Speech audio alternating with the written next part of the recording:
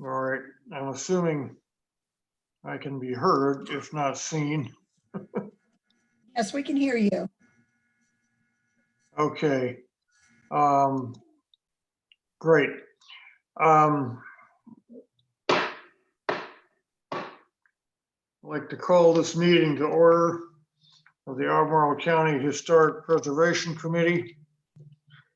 This meeting is being held pursuant to and in compliance with ordinance number 20A16, an ordinance to ensure the continuity of government during the COVID-19 disaster.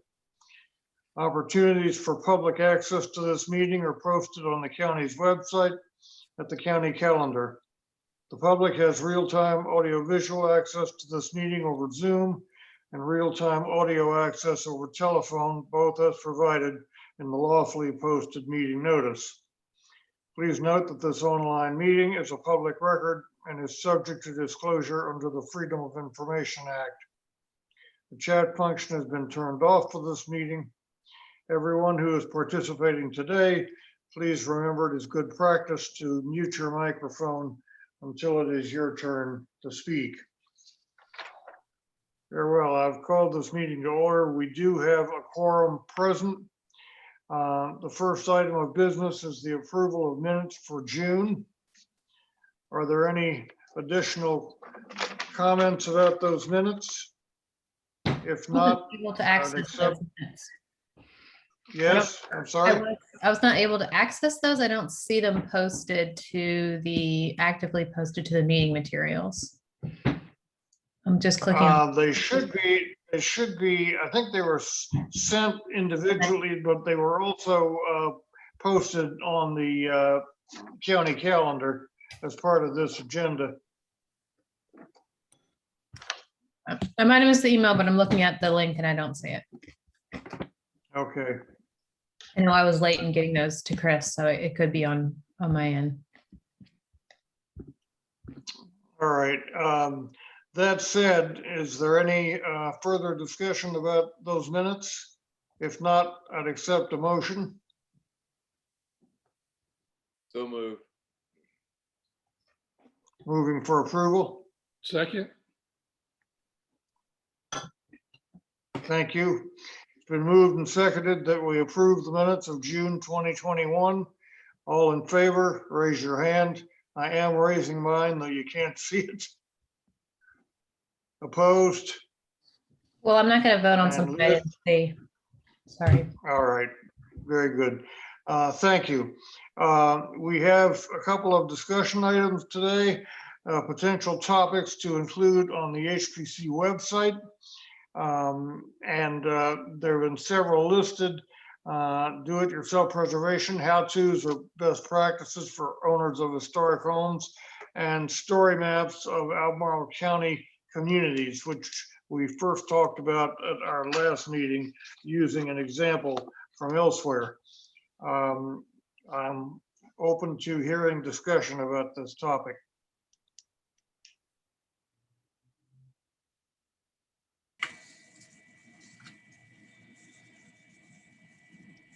Why don't we start with things that we might want to include or how to include them in best practices for owners of historic homes on our HP website for the county.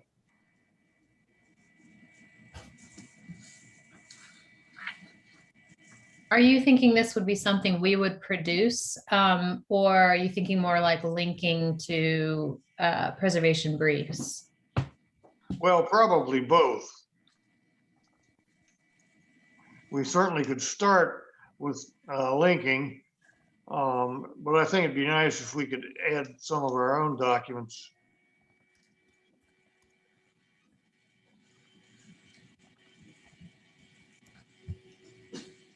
Don't all speak at once. if I could maybe just volunteer some things out on this as a new historic owner myself to the county, with this property, I think that would be a really useful thing if we were able to develop something that would help individuals with correct stewardship and preservation practices. This is probably too bold, but even something like of a mentor contact, or at least resources to provide for new persons. I did receive something in the mail about 6 or so months after purchasing of my home here in Scottsville. And it's kind of how I heard about the committee initially.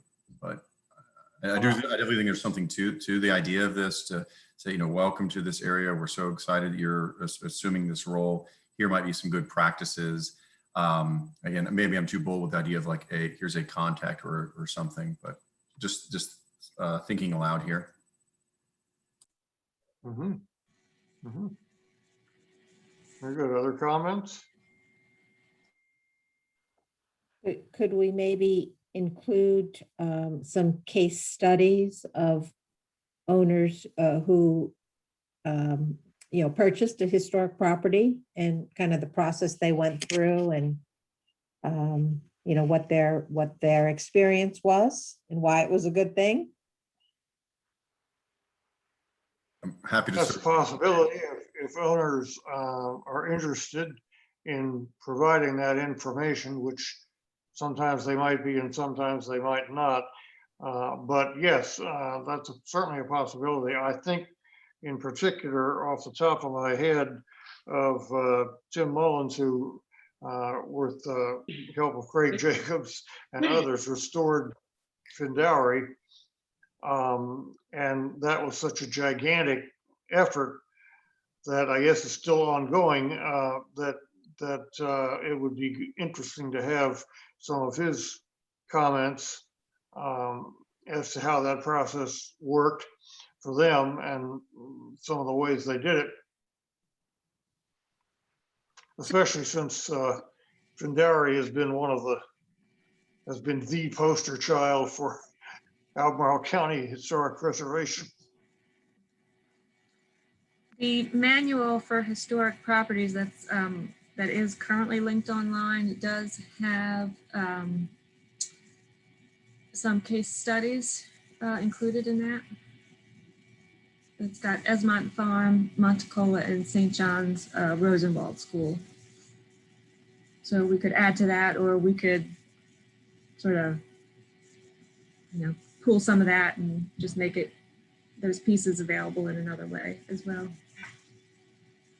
We could certainly link to some of that, I would think. Since we've got it already, there'd be no reason not to do that, I guess. Would we need would we need the owner's permission to make that possible? We wouldn't need it for what we've already got online. I think that we already got the permission for that. Okay. What about Yeah, can you hear some me? type of preservation award? Are we giving out any type of awards? That would be a good way to kind of introduce and congratulate somebody that has not only purchased a property, but also have done renovations and restorations. I love that. I've seen that done very well. My former home, I lived in Charleston, South Carolina for about 18 odd years. And there was a Carolopolis Award, which I think speaks a lot to what Ross is doing there for those that would either maintain, improve on old historic homes. And it had great effect. They were prominent and proudly presented for a stretch of 3 Ps there. And we could show. Yeah, it's a good incentive. Go ahead, Ross. I'm sorry, I didn't mean to Well, interrupt. we could show both angles of it,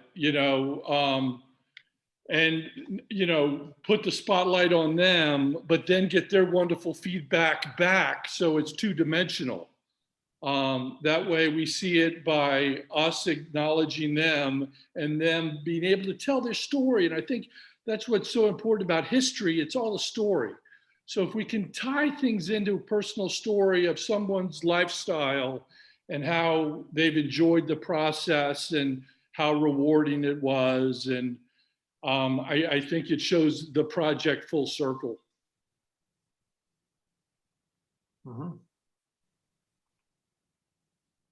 Sorry, Other comments? off the top of my head, but is there a frequently asked question page that might also be, somebody's just come on the website and they go to that to find out something about the process and how they might think about their project?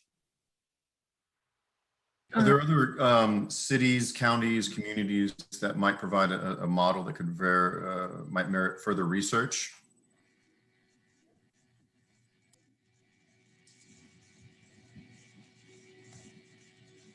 To see how maybe they've successfully done a type of an award. I think Ross is saying, again, highlighting that process. I think that's, I do like your mention too, Ross, of that being two-way, what worked well, what could, it's conversation. I'm absolutely with you on the story. That can be as simple as sometimes finding and doing other research about the property that's more, say, digital, about other persons that were there. That's really interesting. When you get excited by that, then you might make those additional steps to improve a building or maintain said building.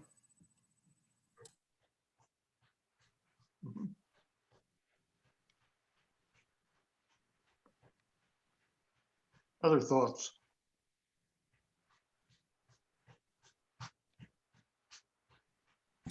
I'm We just could, looking through, I just wanted to say, I'm looking through the manual, historic preservation manual, which offers a ton of information, including what we're talking about, but it's limited, and this is just a simple thing, so maybe it would help. It can't be searched by word.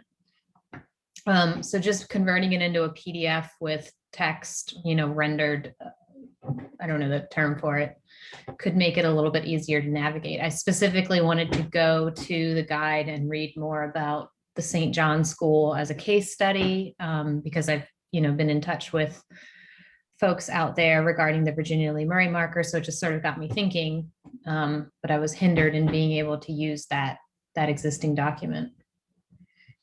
And maybe there's elements of it that could be pulled out. If we have case studies that are in the guide, but they're embedded in a document that people aren't likely to read, but could be something that was more prominent on our website, it's a matter of taking an existing thing and just making it more user-friendly.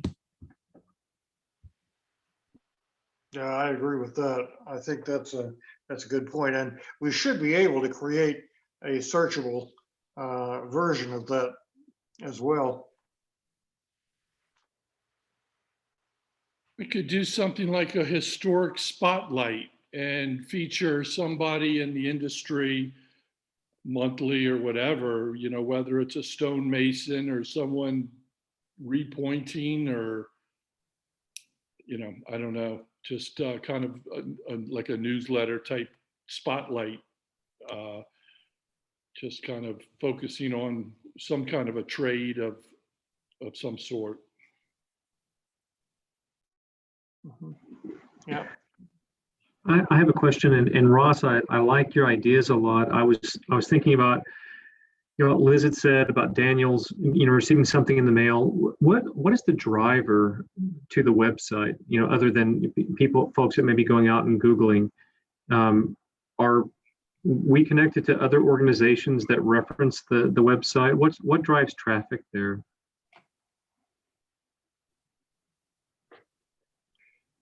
Certainly, we link to other websites, organizational websites, but I'm not sure to what extent, I'm thinking off the top of my head, I'm not sure to what extent they link to us. I really like the ideas presented. I was also thinking, how do we maximize that engagement from a community perspective? And You know, as Ross, you're talking about like the repointing, I assume that the, you know, realtors are connected to the people that may be coming in and looking at these properties, but they're also still connected to the people that have purchased these properties. I don't know to what extent it's appropriate to involve, you know, private enterprise or you know, to do some type of linking on social media. But something there about how, you know, we've got these great ideas, and then how do we maximize exposure? Mhm. Carter could probably speak to some of that, I guess. No? I know he's not here today, but.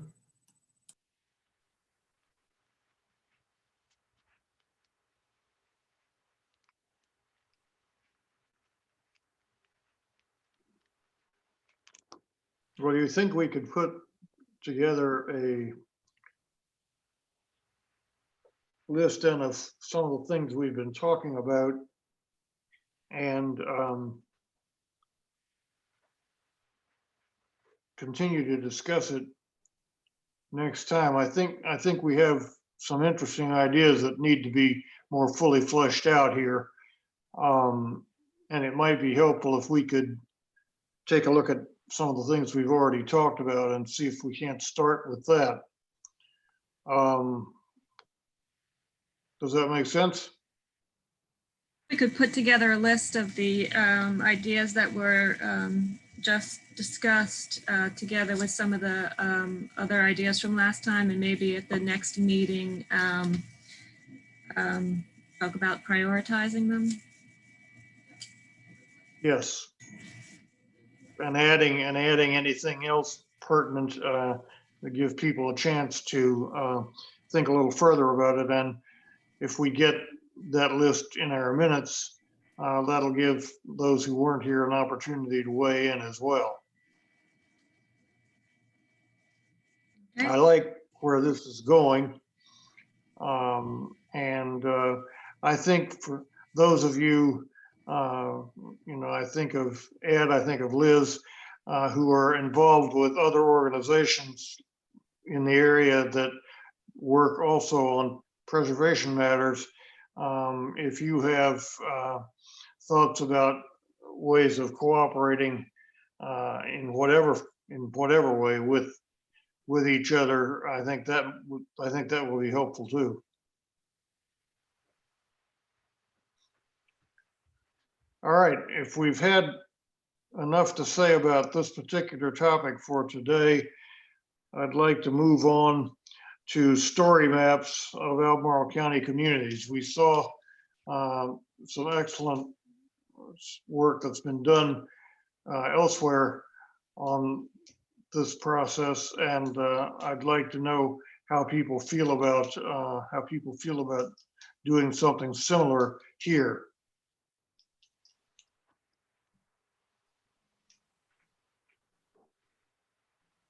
I think it's an excellent idea myself. I really like the way the maps were done and a lot of the information that was presented in them. And I think it offers a new perspective on looking at communities in the county.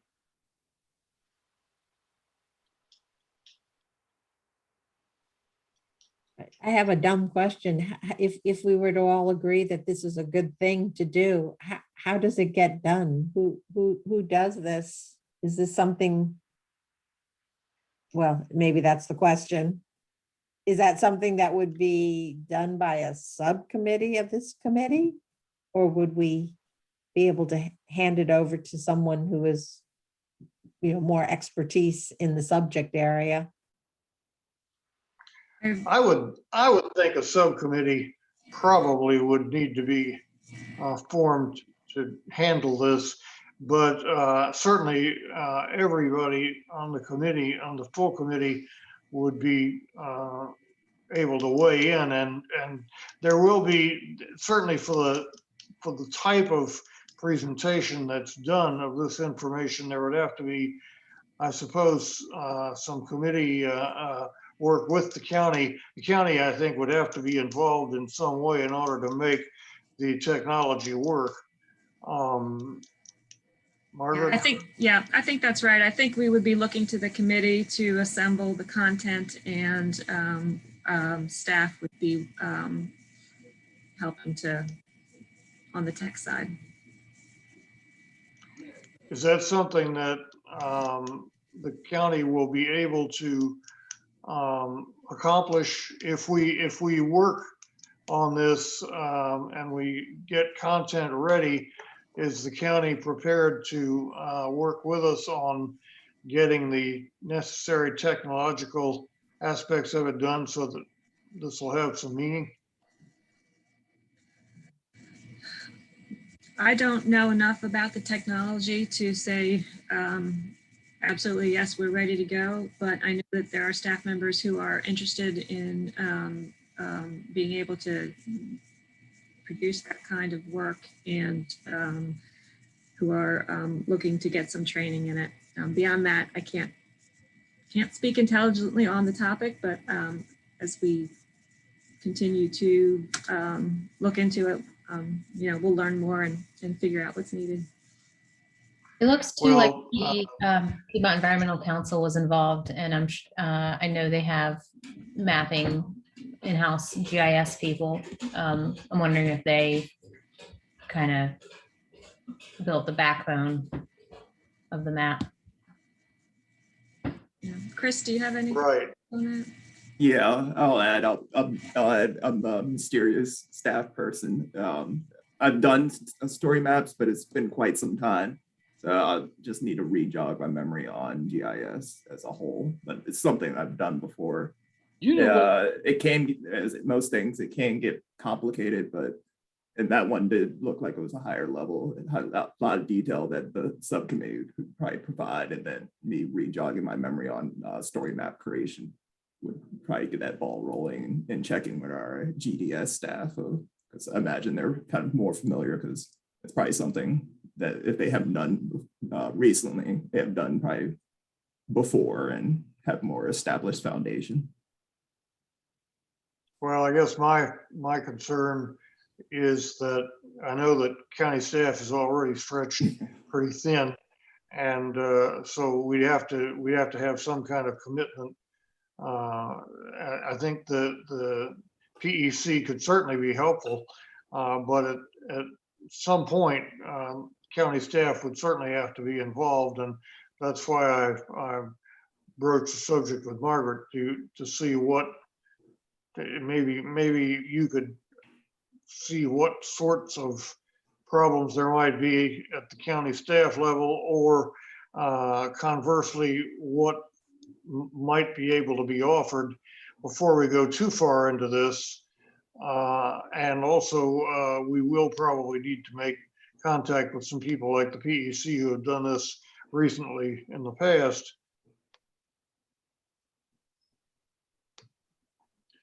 I think it would also be helpful, the committee is now talking about several different projects, and so that prioritizing again I think is important. If this is not the top of the list, then we've got more time to get Chris back up to speed on story mapping. I think knowing what the committee's preferences are for priority projects would be helpful. Very good. I think that we've already made some considerable progress on the local markers topic, and I think that's one that we don't want to put aside at this point to work on other stuff. So I would say that we probably want to keep that a pretty high priority rather than moving it aside to do the story mapping. That would also give Chris and others perhaps time to bring themselves up to speed a little further. I'd be interested in hearing other comments from you.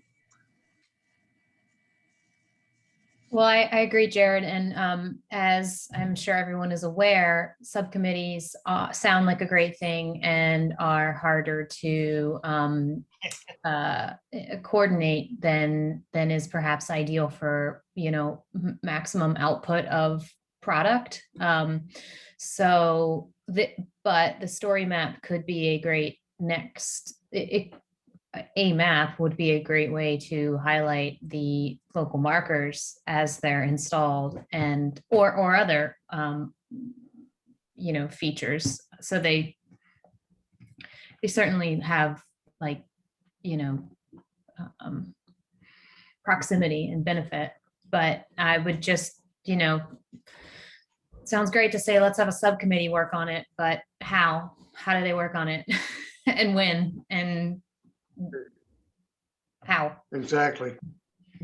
Exactly. And I think the idea of maybe beginning a story map process using the markers as a basis for that beginning would be a good way to get off the ground. But we need to do a little more with the markers first.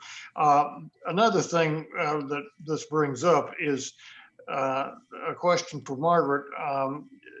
How long is this pilot project concerning FOIA access matters going to last with the county? We were one of the groups that were chosen to participate in that, and there, as you know, has been a lot of frustration by people on this committee about how to get subcommittee work accomplished.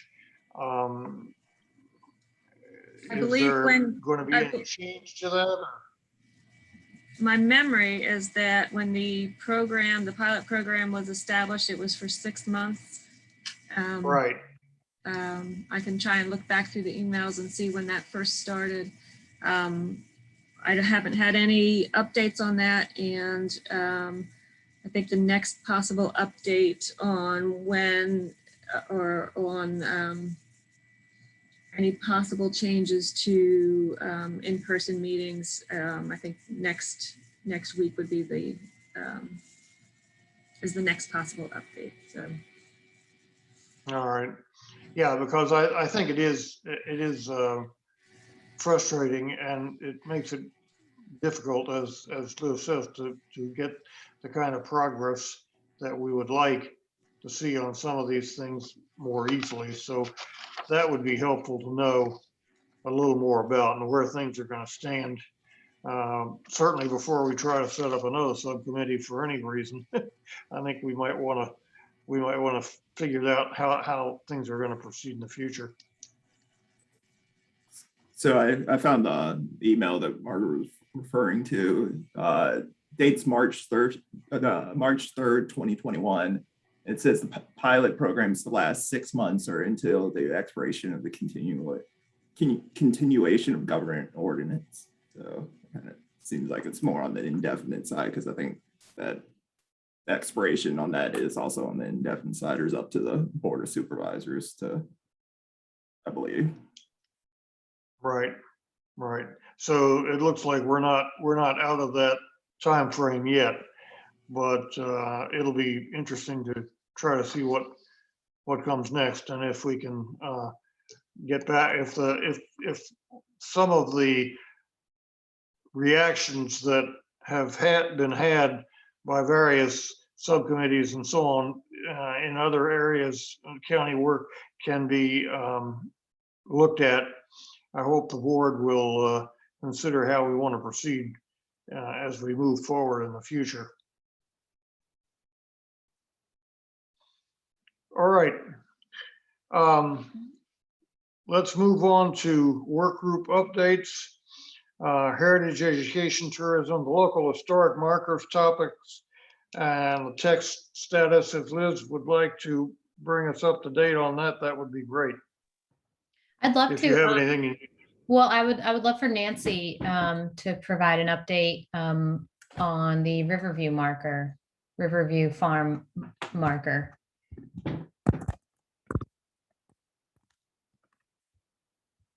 Nancy, you're muted. Thank you. We're moving ahead on the process. We have, at last meeting, I wasn't able to attend, but I understood that the text was approved.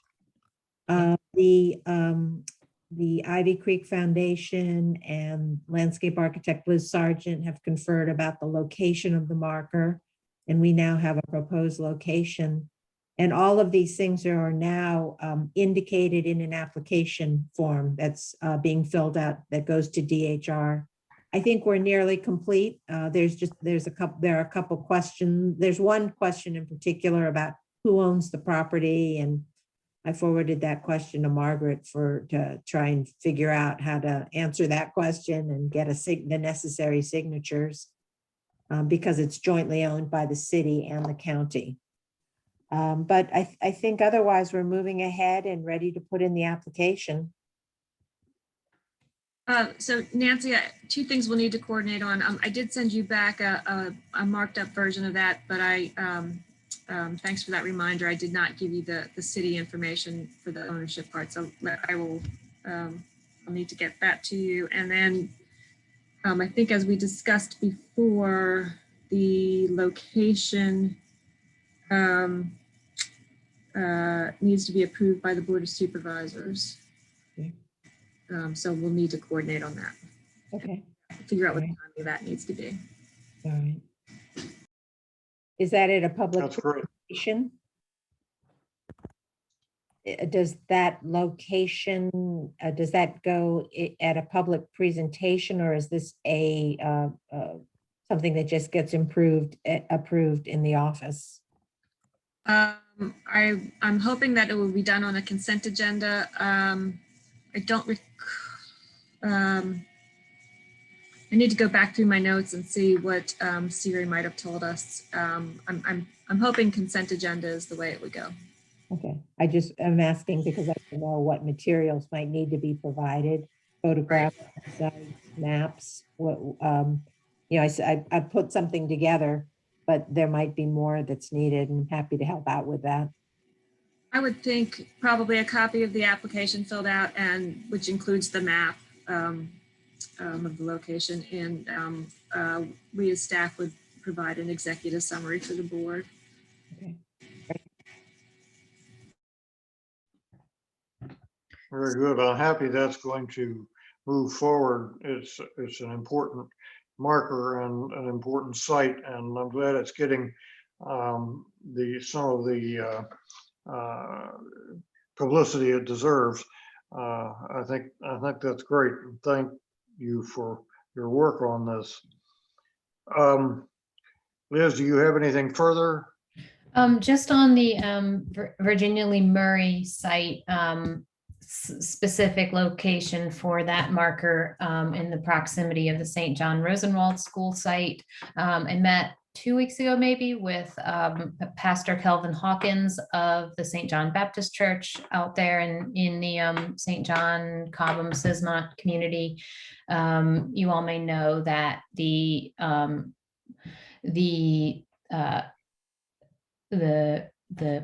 Rosenwald School, operating as the St. John Family Life and Fitness Center, was just received approval from the county, and Margaret and Chris, correct me if I bungle this, but basically received a site plan, maybe it was a special use permit, some sort of approval to move ahead with the plans they have to renovate and do the things that they need to do at that historic Rosenwald School to turn it into a community center. That work is being coordinated through the services of Jody Lahendro, a local architect, and I had a call with him last week to I spoke with Mr. Hawkins, specifically Pastor Hawkins, about the location of the marker, and we sort of laid out some ideas, but with the fact that site is about to turn into,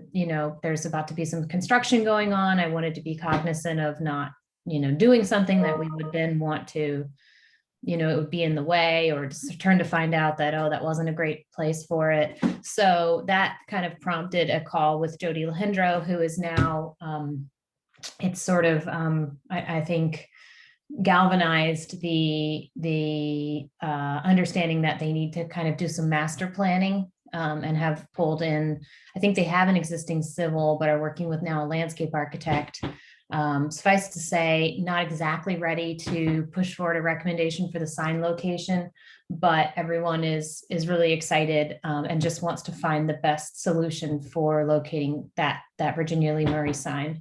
I think I can kind of be part of the meetings just to offer guidance on input on the sign. And really the question to the committee and perhaps to the county is, are we okay delaying installation, to better coincide with their planning and renovation work?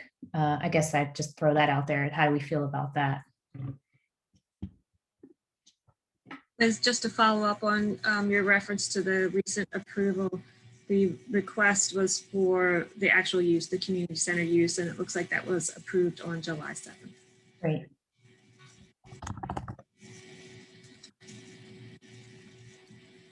Very good. Anything further? No, I just, I don't know to what degree we're, I don't know if Margaret or Chris can maybe check with Anne perhaps about like what the expectation is for these markers and when they're installed. In terms of what the Board of Supervisors, are we, are there any parameters around, installing them all by the end of the year or having them approved by the end of the year? Well, I think if I remember correctly, Siri's original goal was to, I think maybe have the 5 markers approved by the end of the year. Certainly doesn't make sense to push for installing a sign that might be in the way of construction. So it only seems prudent to wait until, if we can at least know that there will be a spot when construction is over. That would be, Yeah. worth I it. think that sounds great. I'm confident we can, like I say, they're thrilled to have the sign and already, would love to talk about a dedication ceremony. They're encompassing it in their planning. So that's good feedback. I Very good. don't have any updates on the Glendower school site. And I'm not sure we have an update on the Union Run, other that it should be in the pipeline for getting on DHR's September agenda, I believe. So Very good. further. Thank you. Moving along to demolition and documentation. You all saw a copy of the recent demo report. I think there was only one item on that, if I'm not mistaken. There anybody want to make any comments about that particular item? I did not pull that up. I clicked on it. What was it?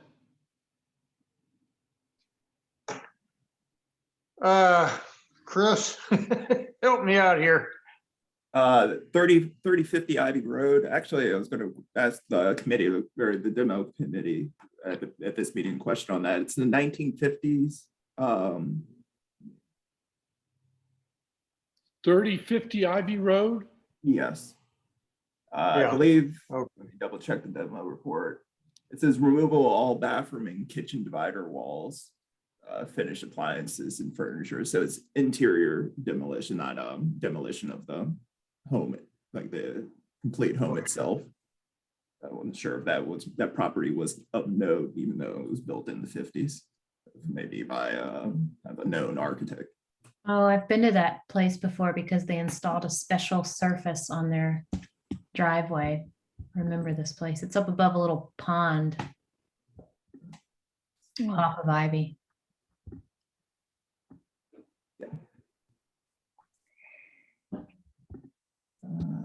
Yeah, so this was just an interior Right. change.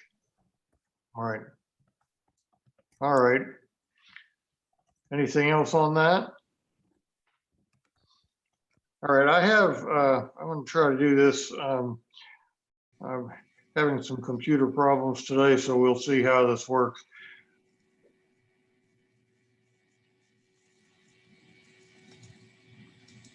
This is a recent picture of 2660 Advanced Mills Road, Ryle Mills Road.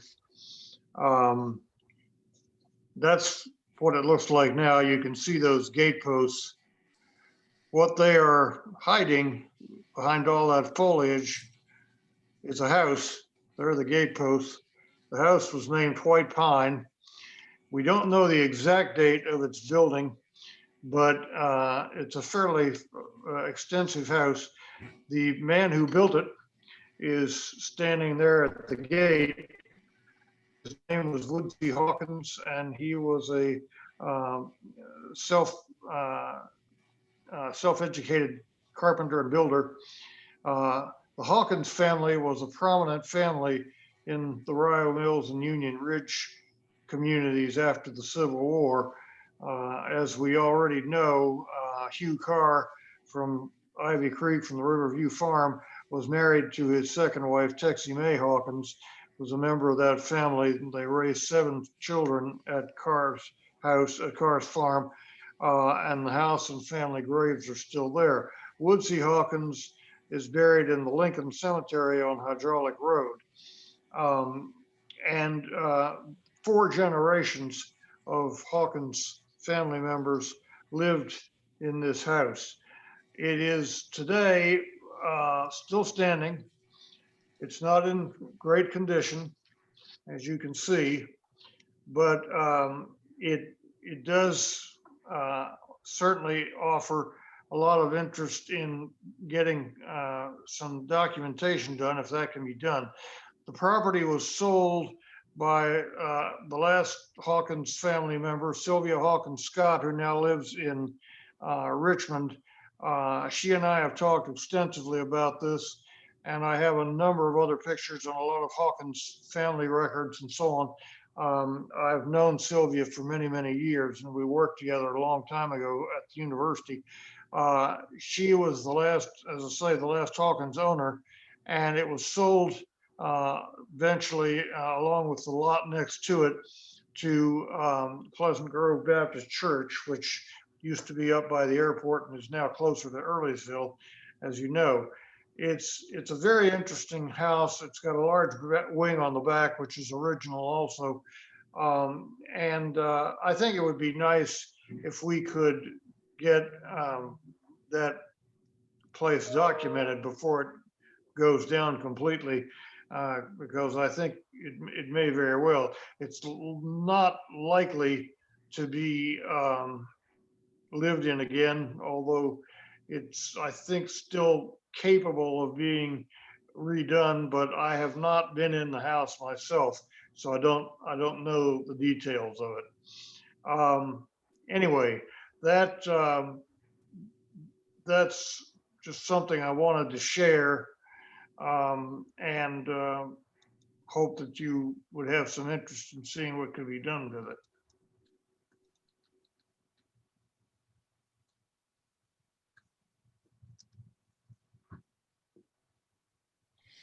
How do we get permission then to remember the We'd last have to, time I got a Powder Creek farm and they say, you said, well, we have so many of these places falling down. Well, I think we ought to document it myself, but I mean, how do we get permission now to do this? I would be glad to talk to the folks at Pleasant Grove Baptist Church and see if this can be done. I know that the Hawkins family would welcome that documentation, but again, they're not the owners any longer. So I'd be happy if there's interest in doing this. I would be happy, or members of the subcommittee could speak with the church officials and try to get that permission. I don't think it should be hard. I didn't include a photograph, an aerial photograph. I have several of those too. It appears that the heavy vegetation stops before it gets right to the house itself. So I think it would be possible to get access to the house physically, but everything from the road up to the house itself is pretty overgrown, pretty heavily overgrown. and it's something that might need to be held off on a little bit.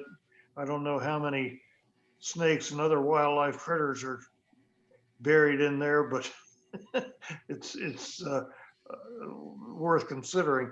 But either I or members of the subcommittee, documentation subcommittee, could approach the church as well. And I suspect they'd be willing to let us do it.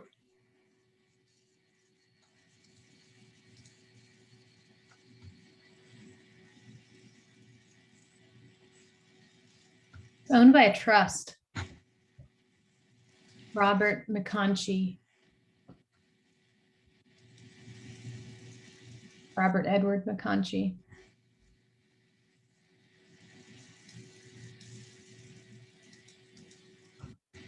I'd be happy to help document it. You know, it looks like a winter project. It doesn't look like anything that's a rush. Right.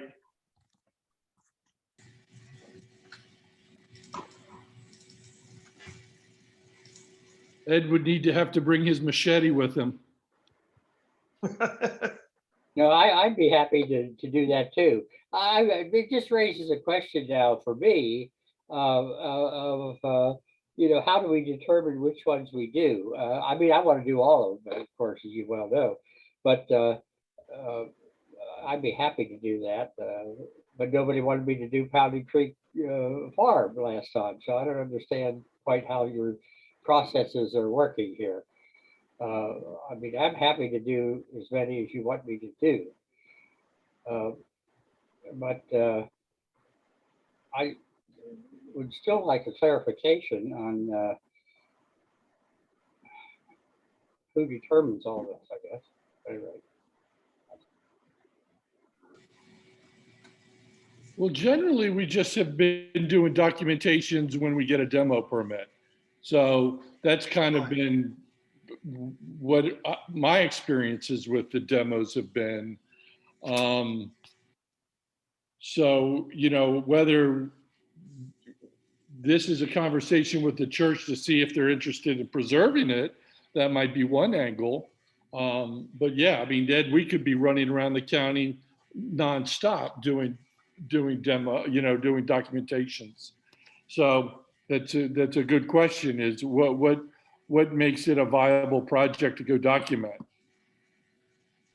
Well, I will say that it's the last property owned by and built by a member of the Black community in the entire Rio Mills area, along Rio Mills Road.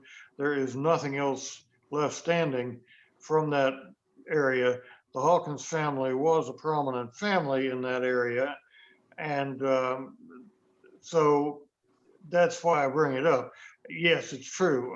The building certainly is threatened only by its condition, not that anyone was ready to tear it down tomorrow, as far as I know. But I have not talked with the church, and I have no idea what the situation is. I think it's an important place to document. And you're right, we could go all over the place looking for this kind of thing.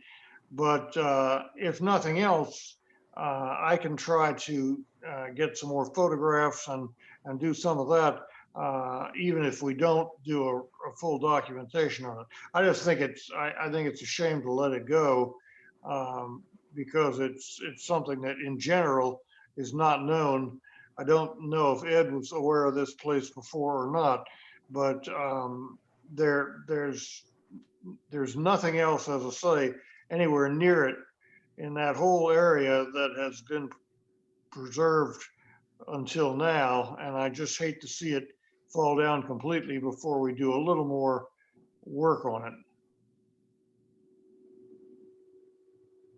And I'm willing to talk to the church folks and see what kind of interest they have. Yeah, Mark probably can correct me, but I would think as long as we reached out to owners of property, we could almost basically document any and every property within the county. It kind of solely relies on the owner allowing the access to the property. I think it's kind of answering Ed's question of, we've always it seems like it's always been documenting properties that have been demoed, but I don't think that necessarily has to be the case. Yeah, it's just the demolition permit brings to our attention. And yeah. Yeah, and there have been quite a few things that have been demolished that we've never been able to document. And in many cases, those have been demolished without a permit. So I don't see any reason why we couldn't pursue this. It is, after all, part of our charge to, look at preserving historic properties, not, or even just documenting historic properties, whether or not they're threatened. And although we know we can't do everything, when we can identify some that appear to be worthy of it, which I think this one is, then I see no reason not to reach out and try to do that. Well, maybe it should be, I don't know. I mean, I've always said we don't want to be a police agency but maybe there would be another letter we send out of endangered properties. We have the letter to recent property owners. Maybe there could be a letter for, a general letter stating the condition of a property. And I don't know. Again, I don't want to become a police agency of properties, but if that's something we want to look into, as far as just a letter saying that this is a fabulous county historic resource that we wanted to check on. I don't know. I'm not even suggesting that we go that far in this case. I'm just thinking that, it's worth looking at. I'm not comfortable yet with the idea of sending a letter out that says, your property is endangered, et cetera, et cetera. And I wasn't planning on suggesting that we look at this one with that in mind, even though that is obviously the case. It certainly is, its condition is such that it is threatened, but I'm more interested really just in having some sort of record of it,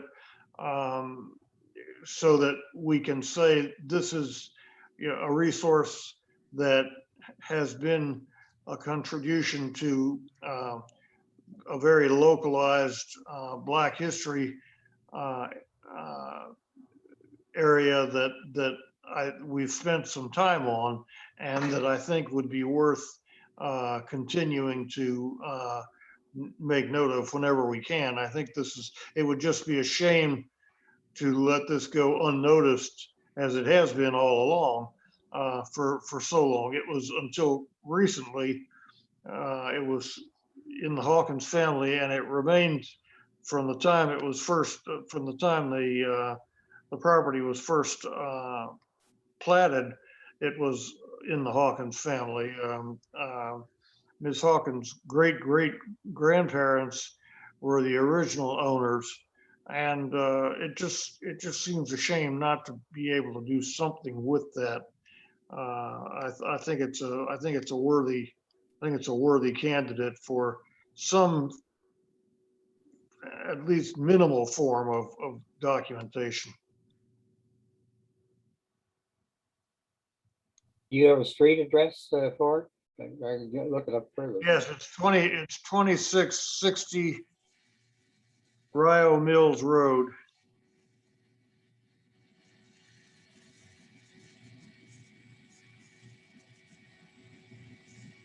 Didn't we have a discussion with this demo permit asking the applicant to submit photos of the house as a part of the application?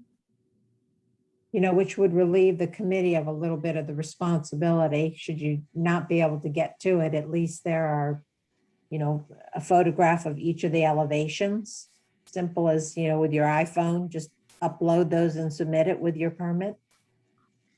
Well, I've tried to get some additional, in fact, I can get from the family some additional views. There don't appear to be any existing views of part of the building from the rear where the wing is located, which is a pretty extensive wing. There aren't any family photographs as far as we know. All the photographs I've gotten so far have been family photographs that have been submitted to me, and they would certainly be willing to do some others. I've also suggested, yes, there it is, in the lower of the two, and you can see the wing in the back. The property next door is also a Hawkins family property, which was sold to the church at the same time. The two parcels together constitute about 3.5 acres. And Mr. Hawkins also built the property, the adjacent property that was built in 1948 and is not a very, it's not a very important building architecturally or historically. It's concrete block and it's been altered a number of times.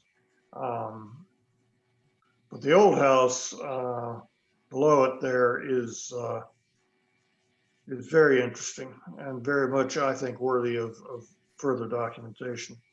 I've got some aerials, and you can go up. You could go up the. There you can see a little bit in the trees. There it is, and the concrete block building is below it. There's a driveway up to the concrete block building, which is currently occupied as a rental property, and it's not too difficult to get over to the old house from there.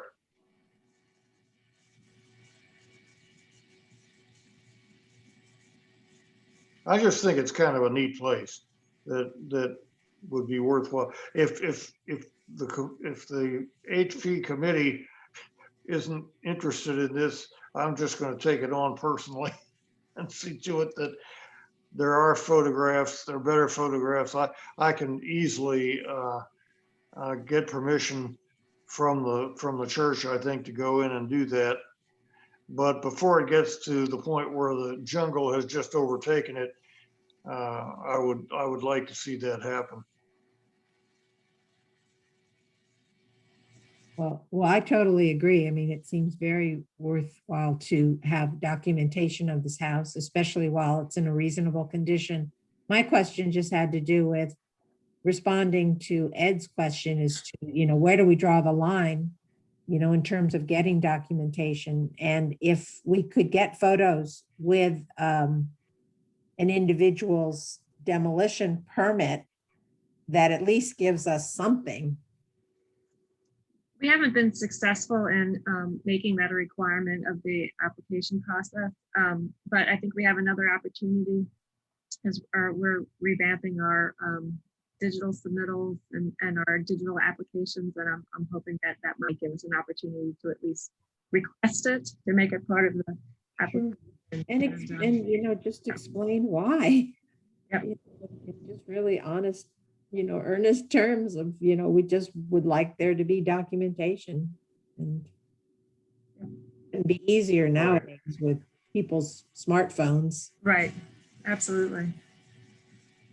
Well, since this one is not part of a demo request, maybe I just need to move on it myself, and I can easily bring back whatever documentation I get to the group, and certainly can also submit it to the county for its records.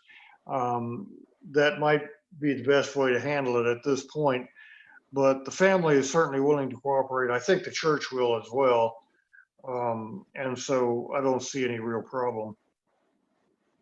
Why don't we just proceed on that basis for the moment? And I will get back to you at some point, let you know how things stand. Jared, I was just All going right. to offer I'm willing to help if you need free labor. I don't know the procedure, but if you need free labor to help with anything, whether on site or this, happy to help. Very good. Thanks a lot, Pete. I appreciate it. Moving on to the questions, and we can move along quickly with those. New owners of historic properties, threatened properties to watch, recently demolished structures, or additional resources available to assist in the implementation of the HP plan. I think we've discussed some of that already.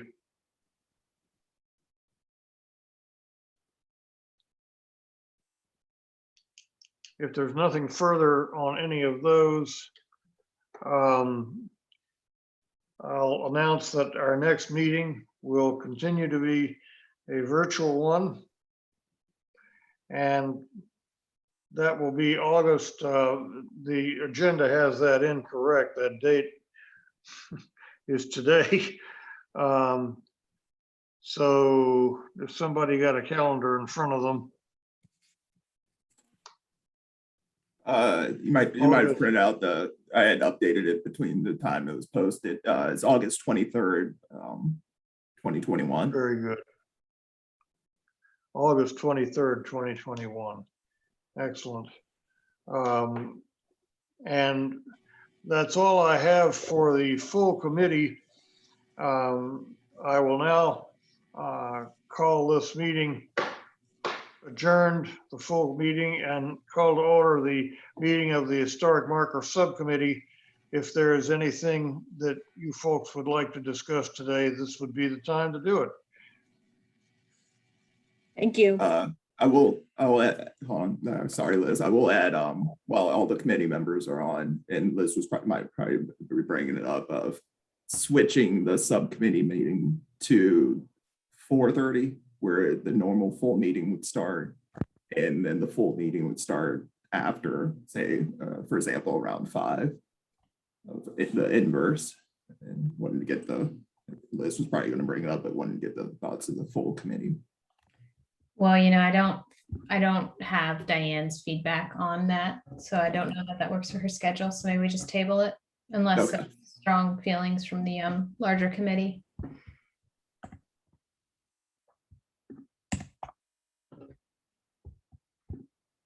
I think as long as the subcommittee can keep to a fairly tight schedule, that shouldn't be a problem. We sometimes on our full committee agenda, we have things that end up taking a deal longer than we expect them to. So this is a matter that would be of some concern, but I don't necessarily have any strong feelings one way or the other. I think the subcommittee, we would certainly want to get feedback from them on whether or not that works for all of them as well. Sounds like it probably does. I would hope that Just on we a, don't just on a lose side note, I have, on Mondays, I normally have a meeting at 6:15. Today I don't, but monthly, I have a meeting after this one by 6:15. So whether they go first or last, you guys would have to end by 6 o'clock anyway, because I have to go to another meeting. I have to host another Right. meeting. And when I leave, we have to leave because you all have to leave because it's on the same platform. Mhm. I would say let's Right. table it and let's just go with the way we have it now. I presume we're going to come to get to in-person meetings at some point in the future. And all of that would then change, it would change everything. So I just say, if it's okay with you, Liz, let's just Sure. carry on here. It's And fine. that would mean that we would just need to, like, let's say, I'm just, for my own clarification, we would announce a meeting via the normal channels, and it would be at, maybe one of the rooms of community development that someone could, I'm just trying to think of how it used to be, in in having subcommittee meetings. I mean, in the future, when we're back to in-person, Mhm. we still need to meet the FOIA requirements in 3 days, at least 3 days ahead for posting, and we need to find a meeting room. Great. Okay. It should be a little easier. I think it's probably, go ahead. No, finish that. I think it's probably a good idea to, for the moment at least, as Nancy suggests, I think it's a good idea to keep it the way it is until we can begin to meet differently. Question? Yes, Does the rest of the committee us have to say for the, Great question. No, you don't. well, so why, that wasn't clear to me. Okay, so I don't get to stay for the other. Nope, We're reading. just using Okay. this time to have a little Okay. special work Okay. session. Okay, because it wasn't clear last time at all. Okay, Yes, thank you. thanks. Could I ask a new member question? Sure. Thanks. Just so, if we would like to bring ideas that are kind of discussed, for example, Ross mentioned the idea of like incentive, award, or recognition for property owners, something like that. Or if we become aware of another larger preservation incentive in the area, what are the most effective ways to kind of present that to the group that it does make the agenda? Is that just a contact to you? First thing- go ahead. Is The it- first thing that you would want to do, I think, is send email to Margaret and to me. And we can look that over and get back with questions if we have them, and then turn it into something that can be put on a future agenda. Brilliant, great. I sent some things to you in your email. I'll just add, we're transitioning for Chris to be the manager, the staff manager for the Historic Preservation Committee. So please include Chris in all your emails. And then I also would direct you to the agenda where we have those 4 questions. If any of the topics that you want to bring up fit into one of those questions, that's sort of a good catch-all for bringing up. Great. Thank you for the clarification. Appreciate that greatly. Sure. Are there Another other new member question? Yes. How do we join a subcommittee? I was actually going to bring that up because we are discussing subcommittees brought up the idea of a topic. I don't think we've assigned. We've had a few new members. I don't think we've assigned to, or they've acknowledged interest in the kind of the ongoing subcommittees. Yeah, that's a good question. And maybe that's a topic we can address next month when we have that list of new projects and ideas and who wants to work on what. And I think that might all work itself. Thank you. Excellent. Excellent. All right, is there anything further? In that case, I will adjourn this meeting. Thank you. Which meeting is being Yes. adjourned?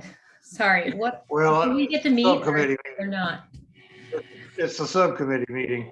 Okay, so we're gonna keep meeting as the subcommittee. Yeah. Yes. Yes. Okay, great. Thank you. Thanks, Jared. Bye, Ed. So Nancy, I guess Betsy hopped off, but I don't know if you were able, I don't know if I actually shared it or not, because I'm so reticent to share things, but I was working on a, oh, here is Betsy. I was working on is it all right if I share my screen and share this Google Doc? I'm starting to draft out Right. the framework of a program. We've talked about having a mission and, and I'm just sort of like throwing text out. This is by no means final, but what are we trying to do? What is the background around sort of how we got to where we are, starting with the OEI's edict, the board's support for the 5 markers, I think that, based on a prior subcommittee meeting, we talked about maybe trying to have a goal of looking forward 2 markers in the spring, 2 markers in the fall. And, how that correlates to funding. So we would be asking that of the Board of Supervisors. We've talked about it being more than just a local marker program, but that there be like a website, that there be some sort of interactive nature using technology, perhaps through QR codes. Would we, distribute a brochure? So then I just summarized, what types of markers we're talking about. We haven't specifically talked about wayside signage, right? But that is like a thing that we could kind of put under the umbrella of local marker program, or, it could just be THR state highway markers if applicable, as well as the our county local ones. So I threw together just the steps, like using Fairfax as a precedent. And let me be clear, I'm just pretty much copying their program. But I wanted to put something down for us to be able to start to react to. And this is, sort of the step-by-step of how this is sort of outside facing, right? So this is if someone is interested, if someone from the Charlottesville Albemarle community, and that's, one decision point, like who can submit a marker topic, does it have to be sort of a local sponsor? These are the things they should submit. I want to put a plug in there for perhaps coordinating with the Historical Society, who has, I have had conversations with Tom Chapman about how they might assist in the research, or text, development. So perhaps there would be sort of if you are interested and don't know where to start, contact the Historical Society for help sort of thing. Map location would be a really important component, as you and I can appreciate. It's one thing to find a marker topic, and another thing to figure out where to put it. And this other sort of nuance is whether in our program for consideration, we would want to give special consideration, and I don't know exactly how, but, is this a local marker program for generally historic events in the county, or is it a local marker program like we're working on currently, where it's highlighting the stories of traditionally marginalized community members? Okay, so that's just something to think about. Right. Now the funding is specific towards recognizing women and individual of color in the community, right? The grant that we're operating off of. Well, we wouldn't be operating off of a grant. We would be operating off of budget appropriated from the Board of Supervisors through the, I believe that would be directly kind of funneled through the OEI department, but that might all, I don't know how that's changing, or if that would change, or if that's something, we need to be cognizant of, right? Like, Yeah, I think we need to determine if this is something that goes beyond just this 5 set of signs. Is this something that would be going on for the next 10 years? Yeah. So how would the framework of that be? Would we try to say, a certain number of our quota is dedicated to this in order to kind of like try to level the playing field, but also recognize that, there are other stories on top of the other stories. So not to be limiting. So that's a kind of a discussion point. So at this point in the process, it's not really involving the Historic Preservation Committee, right? It's sort of like, this is our program, it's on the website. And then what is done in Fairfax is that the committee takes on, well, in this, it's that a chairperson would read it and make any recommendations. So it would go from like a chair or an appointee of the committee to the committee to the full Historic Preservation Committee. And maybe that's a bit redundant or like that's unnecessary steps, but we also have to think about how we are allowed to communicate under FOIA, in which we really couldn't really all get something at the same time and then be emailing about it, right? So there's something to kind of workshop there in how the committee functions, or would an application come in to staff and then be sent back out to the committee, and then we would review it at a meeting? Maybe that would be the way it could work. But essentially that the committee's job would be to make recommendations, those, full recommendations towards the Historic Preservation Commission, which would then be making a recommendation to the Board of Supervisors. I think maybe there's that section there, number 3, ought to come out and be a part of just process. How does the process work?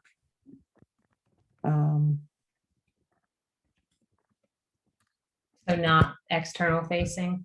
Well, not in this, I would just pull it out of this section. Uh-huh. I think that's a big thing that people would want to know. If, for instance, if you go down a little bit, yeah, keep going. Yeah, what is this section referred to? I'm sorry, I can't move it. Yeah, Well, I have another, so I have the kind of like, what does the program look like Got it. section? And then I have the internal operating procedures section. And it sounds like you're saying this is more like internal process to figure out. I think so. Yeah. And I think it's good for somebody to understand, how does this thing work?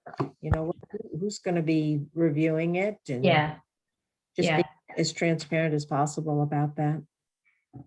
This is great. This is a fantastic start, Liz. Betsy, are you on?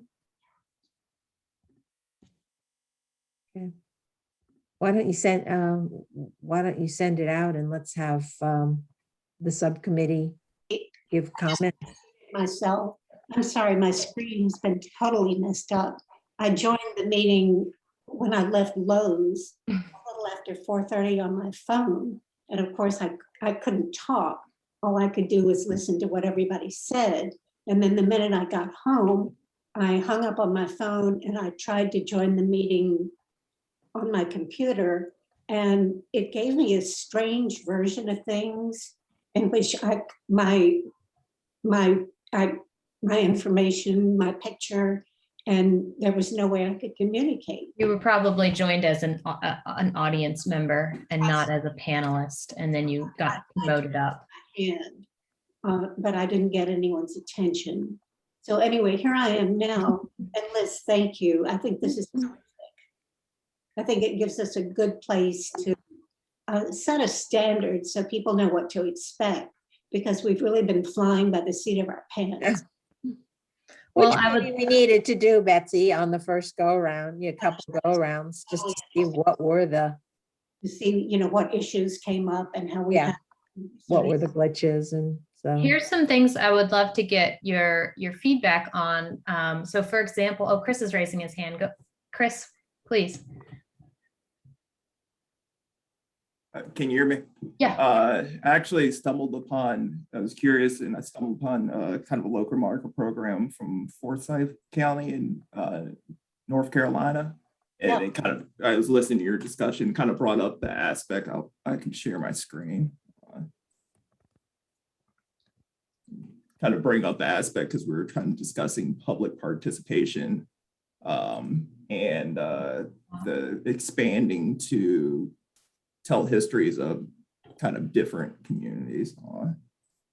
So are you able to view my screen? Yeah, but you'll need to make it bigger maybe. Or maybe I do, but it's kind of, yeah, that's good.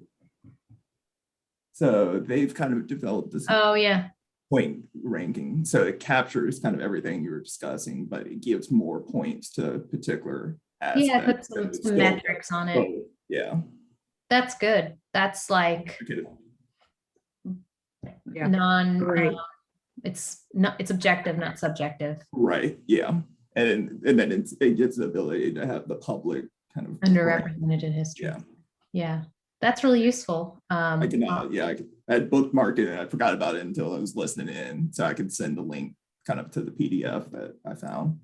Yeah, that would be really helpful. That would help in our scoring, our sort of like, as we evaluate how we score, but also give clear expectations up front. I've had community members approach me because they're aware of the local marker program, and I'm kind of going, well, that doesn't really fit the current framework. That's not to say we wouldn't have, there's lots of interest in the program, but how do we get the results that we intend? Excellent. Yeah, that's really great, Chris. I'll go ahead and share it after this meeting or sometime tomorrow. Okay, I'm going to go back to, if you don't mind, stop. I'm going to go back to mine because there was some questions, some sort of targeted questions I wanted to pose to the group. The main one, I think, is if we allow, in my opinion, allowing or requiring that a individual pay for a marker is sort of sets up a strange fraught dynamic. I don't think that will result in the outcome we are desiring. I agree. Great. Boom. Like I mentioned, coordinating with the Historical Society, I think, is something we could really help in providing resources. And I could see this going a couple ways. I could see someone from a committee, like Betsy, how you had a kind of personal connection to Union Run Baptist Church and sort of took that under your wing. Nancy, you working really closely with Ivy Creek Foundation. I mean, it's sort of like, to what degree do we find that a sustainable framework, or would it be better to sort of stay a little bit more removed as a judging committee and say, nope, here's some resources, go to the Historical Society, or, we can assist as needed, but not, but try to not be the heavy on the application, rather have like a very spelled out process, and then hope that the application comes to us relatively complete. Except, Liz, the state application is kind of complicated. Mm-hmm. And, there's a lot of information that I think only people with certain training are going to be able to supply. I might be wrong about that, but that was my impression filling it out. And so I'm wondering if then our criteria, maybe we are a local marker program, but at the discretion of the committee, perhaps there's the ability to take a local marker application and offer it if it's applicable for state, kind of give with our resources or at our discretion. It's kind of what you did with, it's kind of the example of Union Run. And in the case of Riverview, we sort of discussed that, and it was decided that it really wasn't appropriate, or at least it wouldn't serve as strong a benefit to public viewing if it had to be a DHR marker. That it's kind of a hard question. I've always felt that if something qualified for DHR market, and at the discretion of the person that owns the property, if in fact there is an owner, that DHR would be perhaps preferable to the local marker because it would enter the state system and get more that way. Well, I think I think the Ivy Creek one or the Riverview Farm's a great example of there's pros and cons. If it was a DHR marker, it would be located on the state road and maybe not as accessible. So it kind of depends on through what lens you're looking at success. Well, you're right. Of interest is when Union Run was offered their choice of a county marker or a state marker. they viewed the person pictured on the state marker who was standing on someone as something they better check into before they agreed to become a state marker, because it suggested to them that somebody was, mishandling someone else. Oh, that's interesting. That it was symbolic in Or place, seal. and that passed muster. So that was a very nice interaction that they would. Yeah. Yeah. So I mean, I'm fine with sort of leaving it open, that it is, I don't know how we would word that, but I can think about that. I note, the constraints that our subcommittee has. But if this is a kind of episodic review, or, depending on the number of applications we might get, I can think of about 6 folks that have already expressed interest in consideration. So to what degree would these be tacked on to the end of our monthly meeting? Maybe 4 per year is too much. I'm not sure. Another option would be expanding our subcommittee. I think that if we expanded our subcommittee by a few more people, we would be able to at least have one-on-one conversations, with each other about applications, and not constitute a quorum. So that's something to consider. That's an excellent idea.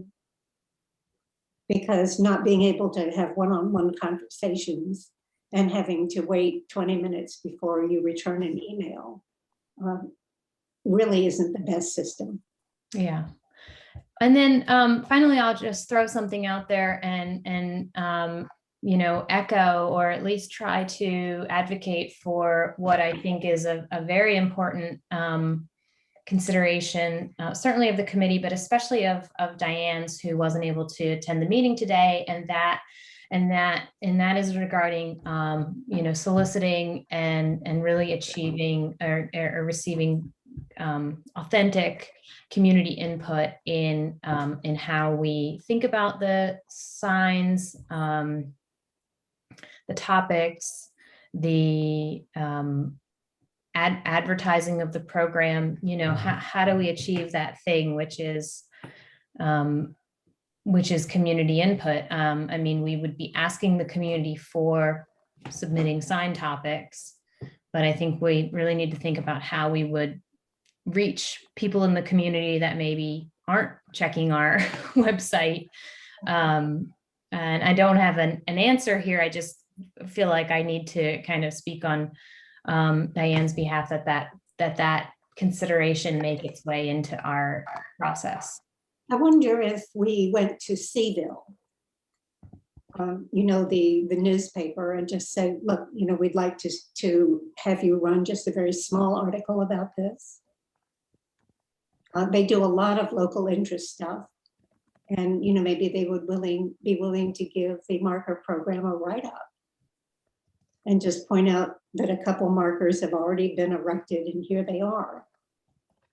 Does that idea appeal to anyone?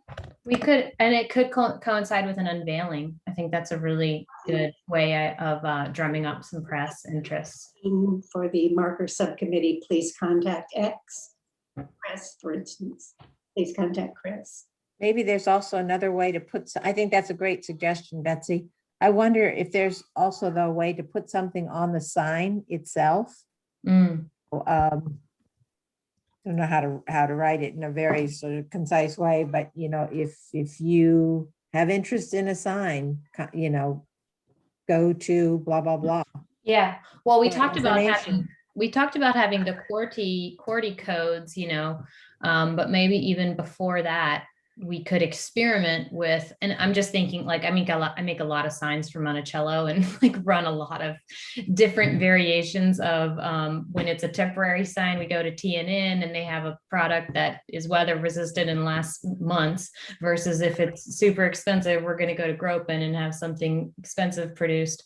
But if we're just thinking to sort of like in a kind of trial or beta phase, I think that's a great idea of like, for the first, year or 6 months or something, a temporary tag is on that sign to get people interested and allow them that, a code could link to a map, it could link to more information, it could tell them how they might learn about the Yep. program. I think that's a great Yeah. idea.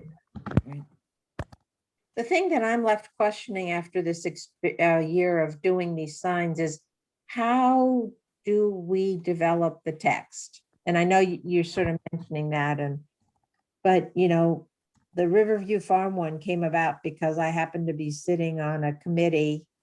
I'm affiliated with a board, and so I knew about it, and they had a whole range of people who were very knowledgeable about it through a National Registry nomination. So a lot of research had already been done. And, I'm going to imagine that every case, there's going to be something really different. What happens if we don't have that local contact of somebody who says, oh, sure, I can write that up. 800 characters, that's no problem. In the case of Union Run, it was pretty well documented through Getting Word and through Monticello. So Okay. finding references about that was Right, fairly straightforward. right. Well, I I'm just thinking imagine there could be something down the road where we just that we don't have Monticello and we don't have an Ivy Creek Foundation and, something big behind it I think that's where we can really try to make that connection to our historical society, right? I mean, we even if you just think back to the beginning of this project, we said, hey, historical society, could you please write text for these topics? And it has to constrain to meet these guidelines.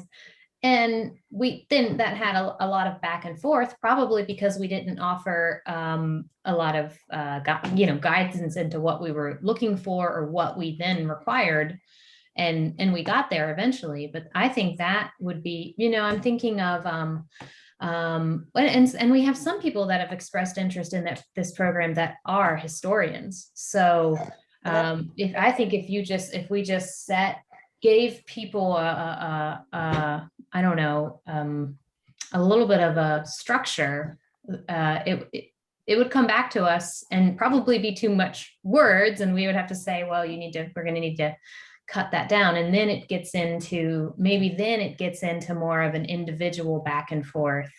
The committee has reviewed it, and Nancy's going to follow up with you with some feedback before it goes to the full committee for review, right? Like or if we don't want to have that level of involvement, we would say, your text upon submitting is final, and we encourage you to work with the historical society because they understand what it is, we're looking for on these signs. And I feel kind of bad putting them on the spot, but I think that is something that they would be willing to assist with. A community member or group coming to them and saying, help me learn about this thing so that I can get a local marker for my community or my church or whatever. Yeah, well, I'm just seeing your note here. You said, consider working with the Historical Society. And I'm thinking maybe it's more than that, is that, they are a part of the team that helps out.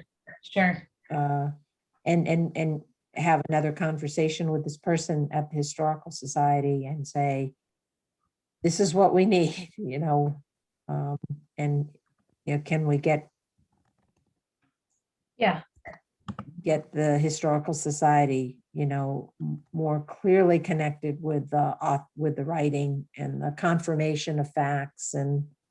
Yeah, and I don't know at what point it becomes appropriate for staff to be having these conversations if they involve, budget decisions or shared funding. Like I can't speak to that. And so it does, the work that this subcommittee is doing, which is a committee of the Historic Preservation Committee, which is a appointed body of the Board of Supervisors, is pulling a lot of weight. I mean, this is a big deal and it's an important project. And, I'm not saying this to be, I don't know, to speak ill of staff because, or to say that they haven't supported us to the degree that they can. But I think this message needs to go back to the Board of Supervisors to, understand and appreciate that there does need to be more oversight, and assistance if this is to be a successful program. And we're happy to, as a committee, work on it, but it kind of needs to work its way into the work plan of the county, in my opinion, humbly. Well, I agree. I mean, we've been coordinating through Siri, and of course, Siri is no longer with the county. And I'm not sure who has taken her place. Do you know? Just jump in. Siri's, as far as I know, her replacement isn't in place yet, and that may take a while. If you all want to focus your recommendations a little bit, asking the board to reinstate the historic preservation planner position would be an awesome thing to ask for. Loud and clear. And I hate to be the one to point it out, but it is 6:08. Well, I think that's a really great place to end it, Margaret. That's exactly the kind of guidance that we need to try to make that request. Right. Yeah, so let's send it out and give us a deadline when you want the feedback, and let's move this forward. I was not aware that the historic preservation planner position was non-existent. Hasn't been ever, or was it one time? We had one for a while, but it's been years. That may be one of the positions that was lost back with in 2008 when had all the economic difficulties and we lost some positions. Well, I'll email Donna Price and suggest that, that's a position that needs to be reinstated. Well, I don't know if you want to just jump off and do that right now. We might want to be strategic about it. Yeah, maybe we should think about crafting it as part of our program. As you know, I applied for that position. You were hired instead of me. So, I want to make sure it's an ongoing thing for somebody.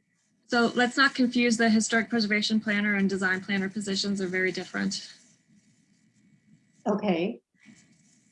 We can talk more about that offline if we need to. Yeah, Betsy, I think it would be good to coordinate our requests with a more substantial program that we would be proposing, right? Like we need to do a little more work, in my opinion, on kind of building out the framework of this local marker program.